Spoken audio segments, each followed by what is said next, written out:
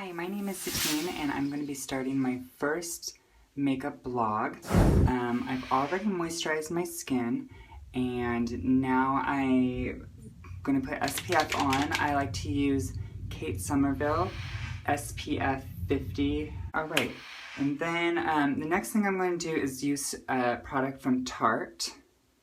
Boop. And it is called the Clean Slate Timeless Smoothing Primer. And this I just use in my T-zone. So this whole area is the T-zone. It's shaped like a T. I don't actually do too much on the forehead, but I do also do it on the area around my mouth where I had electrolysis. It left some uneven skin tone and texture, so I really want to smooth that out before I put a foundation on with a primer, and it's just a clear smoothing primer. Alright, so after that, I'm going to use my foundation, and I use different foundations all the time. It just depends on my mood. I've been using the Lancome Tint Visionaire a lot. I use my fingers for my foundation, sometimes I use a brush. It depends on how heavy I want it. If I want it just really soft and natural, I just use my fingers.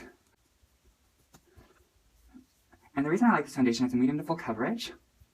It also smooths out texture, has SPF 30, is great for an even skin tone.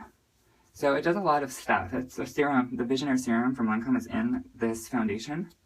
You don't really want to pull your skin at all, but sometimes it happens a little bit. I always go for a small second pump just for the neck area because, you know, it's a little discolored. I had, of course, electrolysis there too. And I just really like it nice around the lip area and the cheeks. Cheeks are where people usually get the reddest. Okay. So after that, I take my BB cream from Smashbox. This is the BB eye cream. And it's, I mean, for the price, it's amazing. You just twist it up. Mine's a little dirty. And you just paint it underneath the eye, in that inner eye area. And you don't need a lot. Just paint it in, like a big mess. And I do this area too because of this coloration, the chin, and the area under the nose and above the lip. So, and then this one I use my ring finger and I just tap it in. You can also use a brush that has like the bristles like this, and you can buff it in. And they're called dual fiber brushes. This is a very small fiber. It helps to keep the thickness of the product. Do my nose. I'll go over my eyes, under my brow. Just so the key is just to make everything look one tone. Like there's no discoloration in the skin. You want everything one single tone. If you feel like you need more on the cheeks, just use this on the cheeks. And just go in there really fast. I like my makeup to last all day, so I use products that are long lasting. Make sure you hydrate your skin before you use most long-lasting products because they can dry down really close to the skin and that will create even more texture. But that's the reason I like this foundation and this BB cream eye because it really doesn't show any texture. So after that, I powder my face. I know people are scared of powder, but I really like the Mineral MAC. They changed the case since this, but it's the MAC Mineral powder and it smooths out the texture also. I like most of my products to be smoothing. And this is a mineral base. And I do my neck too. Okay. So then, after that's finished, I take my contour kit. I'm just using like, this is just a cheapy, really great contour kit by City Color. And I've used a lot of it already, but it has only 3 colors, or two contours and 1 highlight. And I use a brush like this. This is just a regular blush brush. And I take the darkest one and I start here at where my hair start, where my ear is actually. And I just buff it out and then down the cheek. And then I'll bring the residual up to the temple.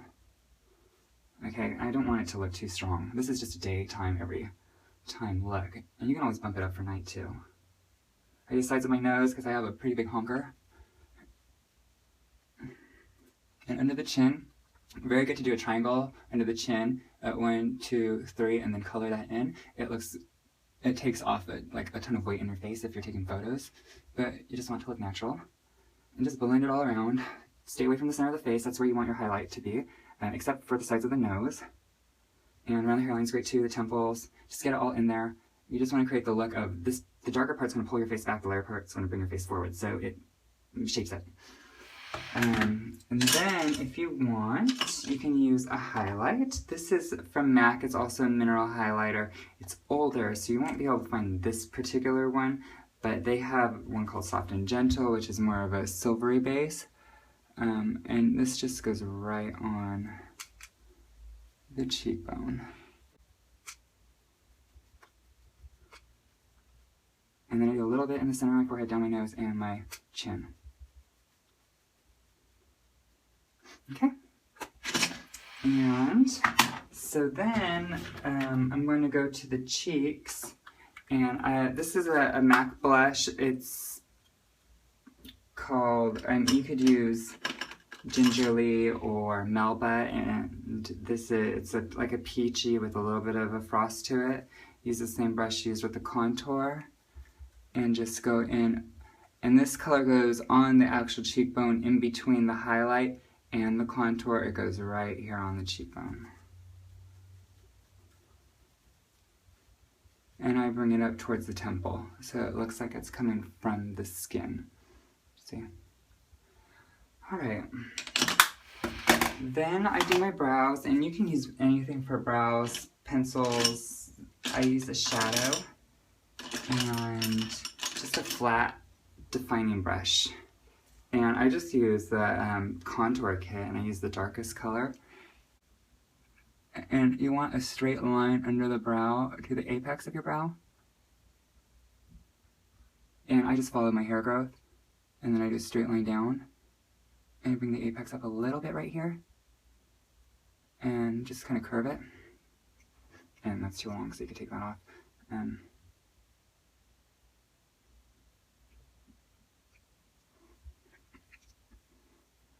So pretty much just like that, or anything that will give it color and a little bit of fill it in. Okay. So then I'm going to use one of my favorite products, which I'm sure everybody has heard about if they love makeup. It's Painterly from MAC. It's a paint pot. And I use just a big, thick concealer or cream shadow brush. And I go over my eye.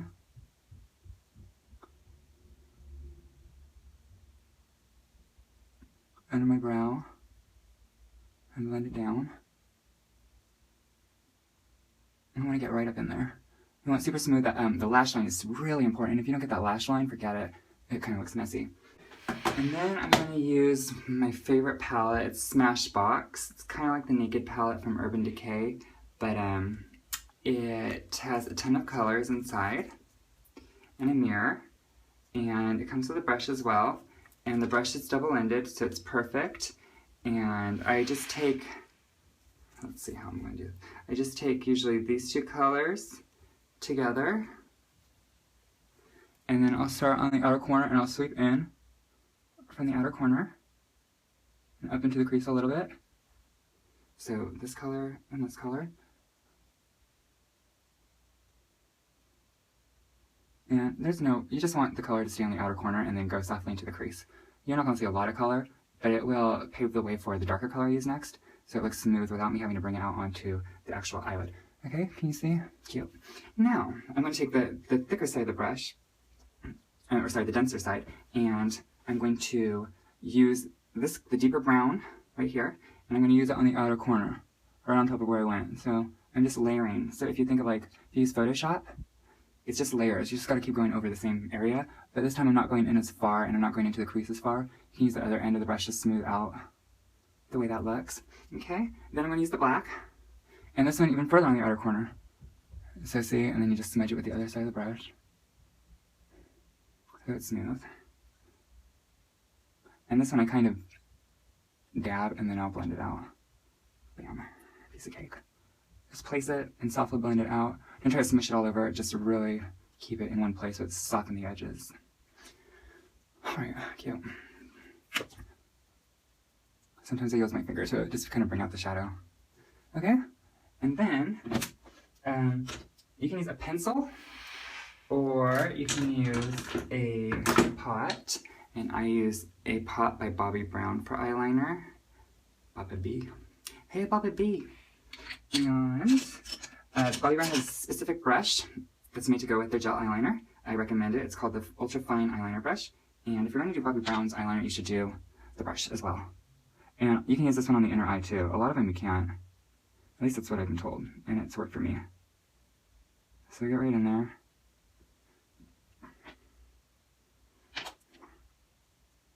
Same thing on the other side, inner eye. Don't pull your eye, just kind of, oops, look what I did. Just kind of hold it and then bring it down. That's fine, we'll fix that later. And so you also want to do the top underneath the lashes. So up here, and you can pull it up and get it right in there. This sticks to the inner eye really easily, the waterline. So you don't have to like do too much. You put it on and it stays. Make sure you get the inner eye in time. If you want to make it even heavier, do a little bit on the outer onto the eyelid.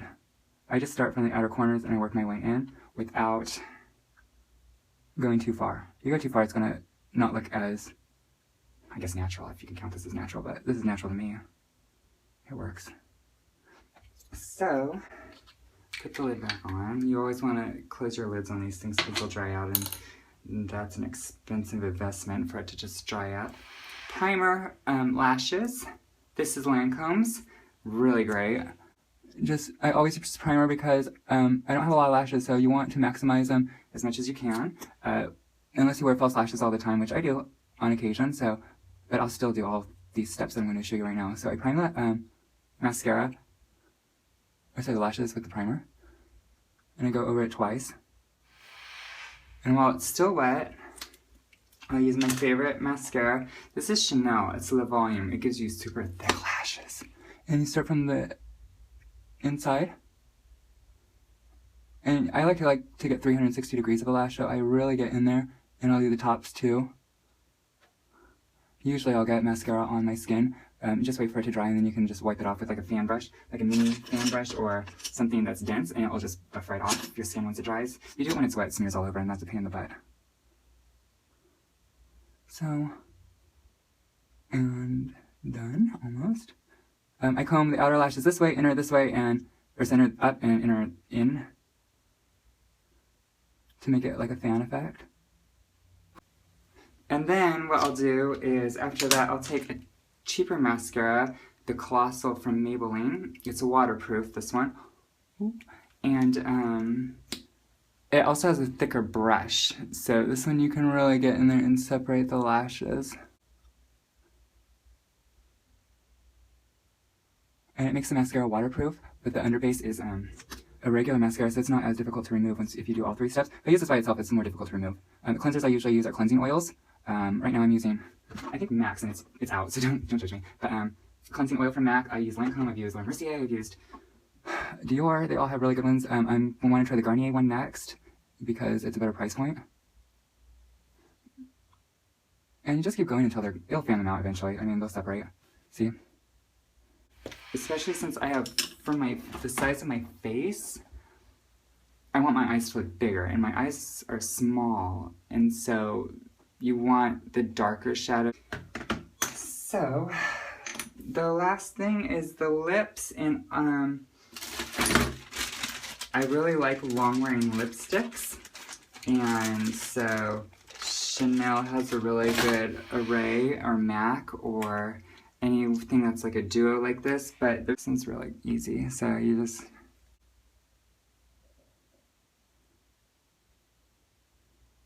put the lipstick on. And I like this because you don't really need, I mean, you can still use a lip liner, but you can define your lips with this. And you have to let it dry a second, and then you put the gloss on. And that's about it. At this point, you could do like false lashes and stick them right on you. Maybe I'll do that in my next tutorial. So we'll see how it goes. Alright, thank you so much. Have a great day.